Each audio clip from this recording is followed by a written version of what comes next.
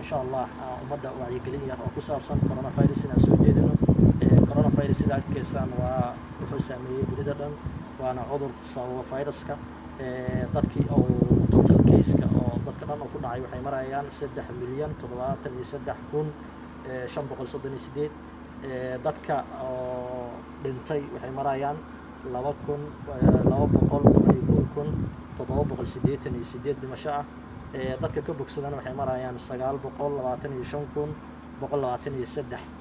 ayay marayaan maadaama cudurku uu saameeyay dunida dhan wadankeena Soomaaliya oo ka jiro waxaan ugu talagalnay dadka inaan wax yar aan u sameeyno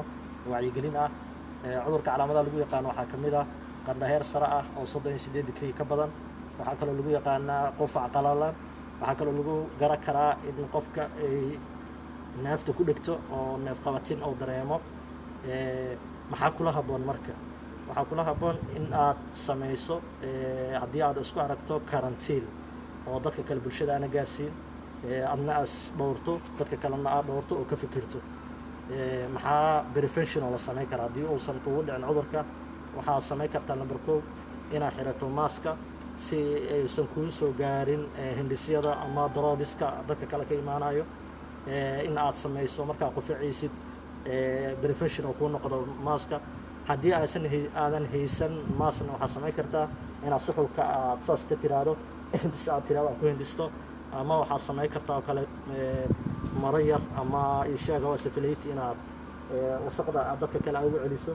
maadaama aad gaadhi raacayso maadaama dukaan aad ka adeegayso maadaama aad joogto masaajid maadaama aad joogto maqaayad laga yaabo anyway meel kasto in dadka 2 mitir space ah isku jirtaan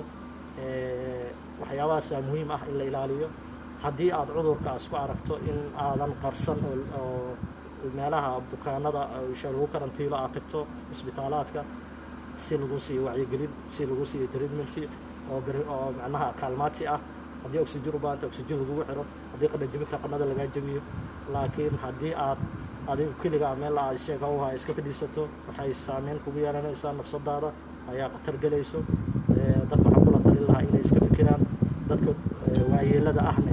ayagana ay ka fikiraan iyo caruurta iyo dadka liito oo jiran oo xanuunsan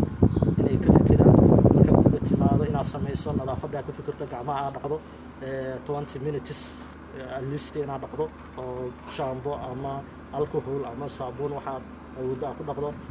in aad ka fikirto dadka kale inuu cudurka gaarin in dharka maanta aad ku shaqo tagtay in guriga timaado iska bedesho oo dharka la qaadato taladaas ayaan soo jeedinaynaa inaan qaado doontiin insha Allah waa rajaynaynaa هذا وبالله التوفيق